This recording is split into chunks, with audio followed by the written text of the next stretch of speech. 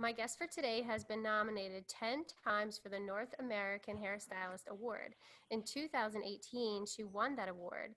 She is one of the most passionate hairstylists of today. Her work can be seen in many magazines such as Instyle, Elle, Marie Claire, Harpers Bazaar, and Beauty Launchpad. That's just to name a few. My guest for today is Danielle Keasling. How are you today? Good. How are you? I'm good. I'm really, really Good. good. I'm Thank so you so happy. much for having me. Yeah, I'm so happy that we were able to find the time to get this all worked out. I know I'm multitasking right now. I'm actually getting my hair done before everyone gets super, super busy getting back into the salon for this pandemic. So, Right. Yeah, that's a good idea. good thing I know In people, the right? salon door.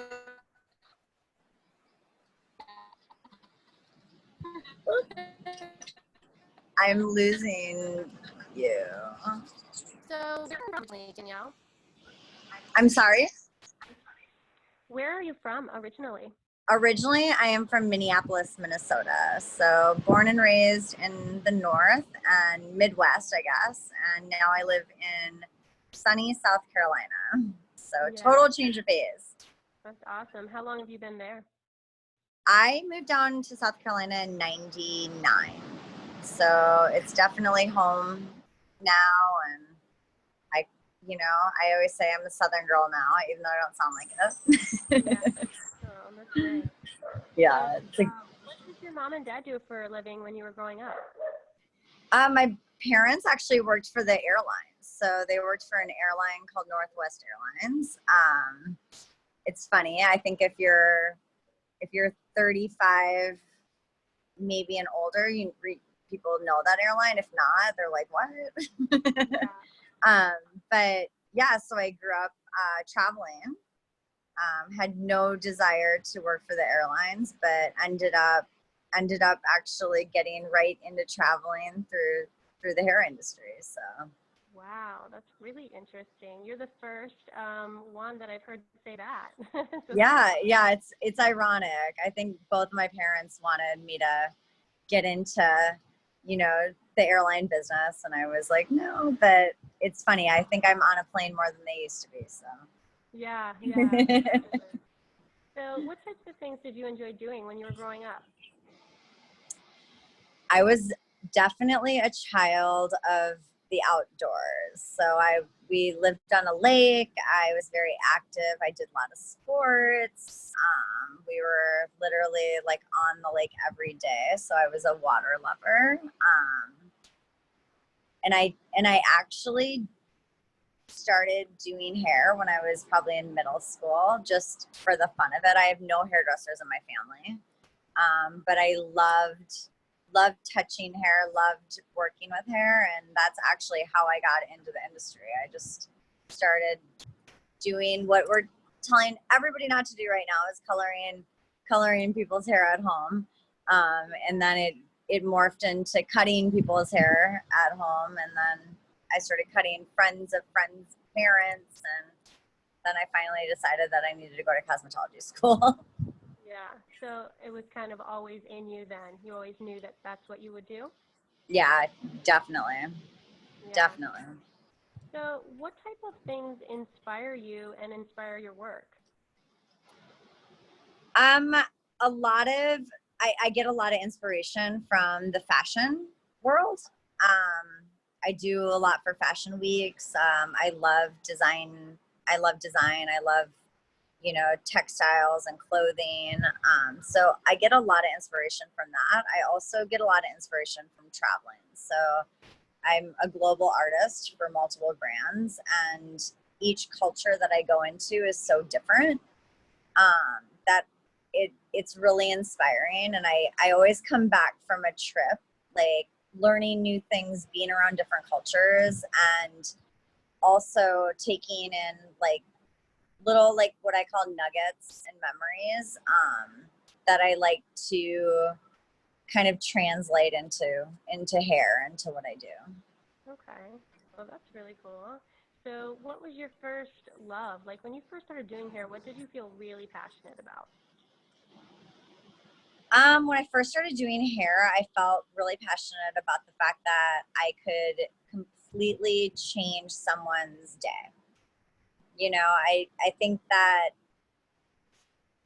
what got me hooked on being a hairstylist was that somebody could come in and either be having a bad day or be really self-conscious about something, and being able to have the power to change their mindset or change their look and make them feel more confident and stronger was kind of what drove me to show up every day and do the best work that I could.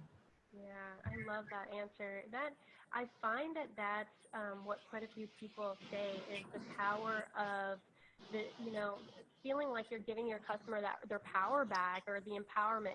That type of situation really drives and inspires a lot of us. So that's cool Yeah. that you have that connection. Yeah. Yeah.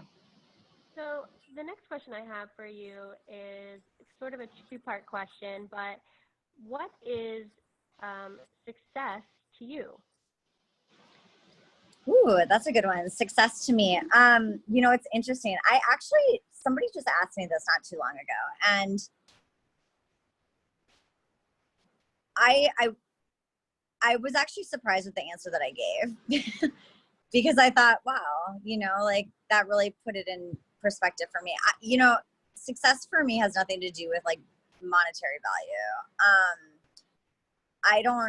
I could, we were just talking about this earlier, but I don't live paycheck to paycheck, thank God. Like I was raised to like invest and raised to have, make your money, make money for you.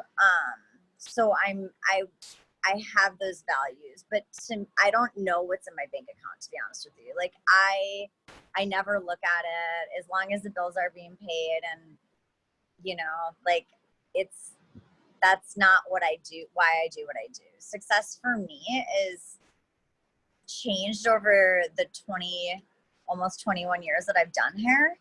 I'm a goal setter. So like I always set a goal to keep me driving forward. And then when I meet that goal, I set a new goal because that's just who I am and why I do what I do.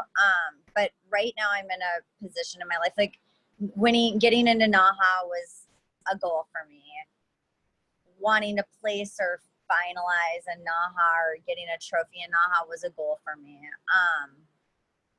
Once I did that and won Hairstylist of the Year in 2018, I was like, okay, well that was like the ultimate experience and ultimate goal. And then being able to kick off the 2019 show and do a show that was solely designed and developed from me as a tribute to me and my craft and like representative of my work and not another brand's work, because I do a lot of shows, but I'm also, like representing the brand. So it's a combination of what I can orchestrate as a director, but for the brand's image. And this was a show based on Danielle Keasling.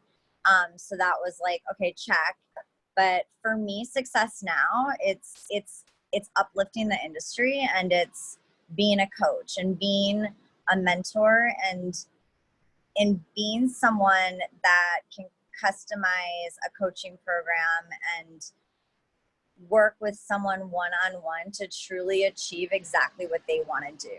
So that's kind of what I do now. Is I still work for my brands, but I'm, in the process of partnering, or I have already partnered with my friend who is the founder of Beyond the Ponytail, and we're launching a lot of things up and coming. One is Hair Biz and Beyond, which is a consulting program in like an editorial format. But what I've really seen in the last year, me being really driven and passionate, is to just connect one-on-one with hairstylists and coach them and, find out what their goals and their needs are, and not have an agenda except for after I speak with them, and then like create an agenda specific for that person. So that's, for me, it's when someone I coach all those light bulbs go off and I've helped them be successful, that's probably my definition of what success is for me now. Yeah. Wow. I love that answer. I handpick the people that I choose to be on this podcast specifically for the reason you sort of already just said and explained, because that's to me what the industry is all about, right? It's like learning and observing and taking it all in and then turning around and giving it back and coaching or mentoring, the next one in line to make the industry that much better. Yeah. It's not a personal thing, per person against each other. It's all love. We're all in it together. Let's make it better. So I love that Yeah. answer so much. Yeah. Yeah, no, and that's what it should be about, right? Especially in times like this. Yes, definitely, definitely. So the second part to that question is, how long did it take before you actually felt successful? How long did it take for what? Until you actually felt successful. Oh gosh, girl, I'm still like I'm still working on it. Again, I'm a goal setter, so I don't, and I encourage people to do that because I think that that's what propels people forward. I I've always kind of felt successful because I take small chunks of goals and accomplish them, and I'm like, okay, that was a success. Moving on, so I feel like I haven't finished or I haven't even chipped away yet at why I was here, put on this earth, and like what I feel like I can accomplish. I'm still working on it every day. So I guess that, the short answer to that is just set goals, succeed, and set the next one and keep going. Yeah. So, in what, at some point, I mean, did you have any type of fears, when you were trying to, maybe when you first started doing like stage work or, teaching, did you ever have any fears? Fears? Yes. Oh yeah. I remember, okay, so first of all, like I got into this whole, like I've been a hairdresser for almost 21 years. I was a salon, I've worn every hat. I've been a booth runner, an independent, an employee, an assistant, a salon owner. Then I got into education. I got into education completely like selfishly. Like I did it because I wanted to open up a salon. I didn't do it because I wanted to be on a stage. I wanted to open up a salon and I wanted a program that I knew and it was realistic, that I was like, I need an apprenticeship program and I don't have the time to create one. So I'm going to go work for a brand and then use their program to train my apprentices and my stylists that are going to come and work for me. And so long story short, I did that like as a level 1, which we would call it in L'Oreal, for about a year.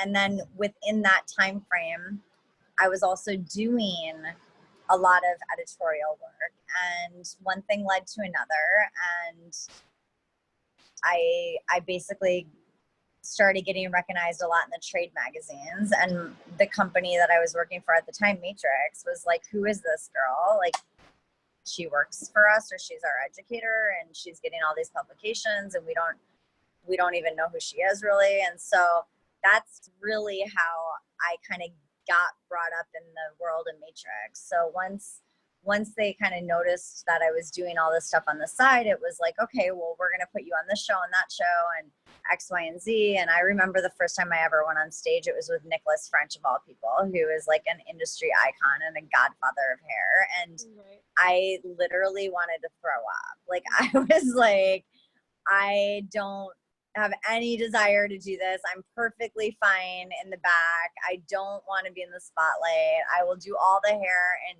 it can walk on stage and you guys can all take credit for it. I'm totally okay with that.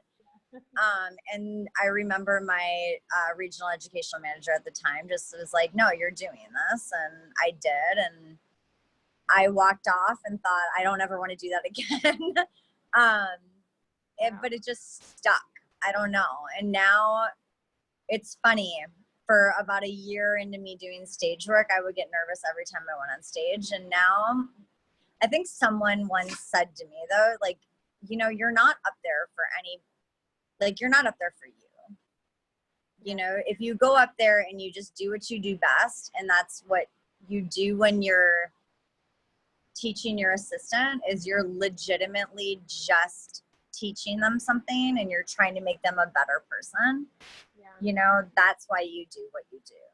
And don't change that because you're standing on a stage with a bunch of people watching you. And so now I have to say that there's a rare time that I get nervous. I think kicking off NAHA in 2019, I was maybe a little nervous because that was big shoes to fill. But I try to enjoy every moment of it now, and just realize that, you know, life is too short and don't take yourself too seriously.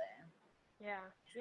You know, a lot of people who listen to this podcast, there are people coming through the industry and they're trying to get to the next level in their careers. And so everything that you've explained is so helpful, and, you know, it's relatable because everybody gets, you know, has fear and becomes afraid of some things. But the idea is to, like you're saying, set the goals, overcome the fears, just push through it. You know, if that's your dream, if that's what you want to do, just push through. So, I appreciate everything you're saying, and it's so true for so many people. Yeah, and be you, you know, like, don't worry about what you think you need to be for the industry. Just be you. Yeah. Okay, so here's a kind of a fun question, a little off the hair topic, but so before quarantine, what would a day in your life be like? Like from the time you woke up until you went into the salon and then went to sleep? Whew, that's a good one. So I sold my salon 2 years ago. And I did that because I got to a point in my career where I'm working for basically 3 different brands, and then now my own. So I decided that I had to do that in order for my mental health and also the salon to be still a successful salon. So I sold it to my manager, actually. And so my typical day now before quarantine was, you know, I would say that I spend 70 to 80% of it on the road now. So it usually, I like to keep a routine. I get up usually every morning at 6 o'clock, if not earlier. And I get my Starbucks, which is a chai tea latte with almond milk, extra hot. And no matter where I'm at, I try to find a Starbucks or something to supplement it.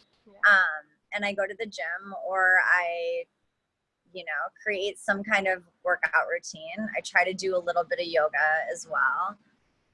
Get ready for the day. And then I'm usually between the different level positions that I own. I'm either doing a class of hands-on education, I'm on the phone doing conference call after conference call after conference call, or I might be on stage, I might be in a salon consulting. That's basically my life. And then, sorry, there's a helicopter. And then, you know, the evening wraps up and I'm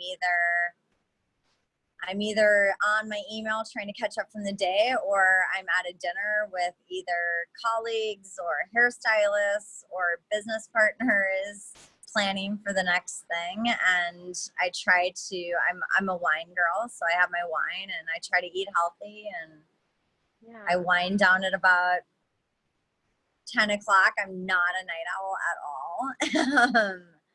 And try to go to bed and get up and repeat. So I'm pretty much a creature of nature. When I'm home, I still get up at 6 o'clock, but my day's a little bit less chaotic. So what advice would you give to the stylists coming through that might be interested in doing what you do today? Hard work and goals, you know, set goals. And I get this all the time. People say to me all the time, they DM me, they say, I want to do what you do. How do I start? And I'm like, well, first of all, I've been doing this for 21 years. So it doesn't happen overnight. I'm all about optimism, and I really truly believe that anyone can do anything that they put their mind to. I don't think that I was in the right place at the right time. I sure as hell didn't get lucky. I fought my way up this ladder. And I really mean that. I fought and fought and fought. There was times where people wanted to take me down, and I just, my mindset was like, well, if I'm going to go out, I'm not going to go out on this note. So I'm going to prove myself, and then I'll go out. But I really do think that you can do whatever you want. It's mindset, but it's determination, and it's holding yourself accountable. And if you can't hold yourself accountable, find somebody that can help you hold yourself accountable, like a coach, whether it's a business coach, a mentor. If it's something that you want to do, you can train yourself to hold yourself accountable. Yeah, good advice. Oh my gosh, thank you so much for sharing that. So the last question that I have for you is, what types of things do you do to bring peace or calmness into your life, especially right now? I think there's a lot of people in our industry who could really benefit from some sort of calmness or peace. And so what do you do to bring that into your life? I really try to make time for the things that I enjoy. And it's not an easy thing for me to do.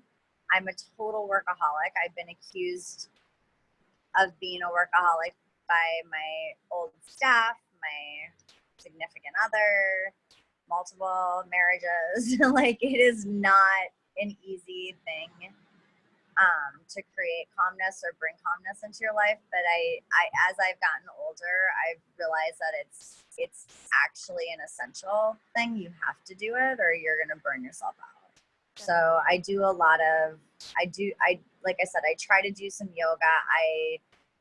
I horseback ride, so I make time to go. That's very therapeutic for me. Horses are amazing creatures, and they can teach you so much as well, about discipline and hard work, and also accountability. So I do a lot at the stable right by my house, and I also live in South Carolina at the beach, so that's where all this wind is coming from.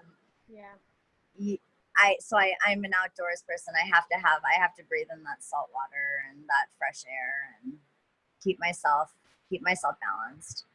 Yeah. So you keep yourself in a situation that you feel peaceful all the time, or most of the time at least, right? So your surroundings. Yeah. Well, And it's like I said, it's not easy, but you have to do it. And don't get me wrong, a lot of people think I'm a very, very calm person. I'm like a duck. Like, I'm all calm on top of the water, and I'm always like kicking underneath. So yeah. Well, that's all the questions I have for you today, Danielle. I appreciate you taking the time out and talking with me today. I realize that time is so extremely valuable. So I really, really, really appreciate you being here with us and being honest and real, and just sharing your thoughts and advice with everyone today. Absolutely. Thank you so much for having me, love.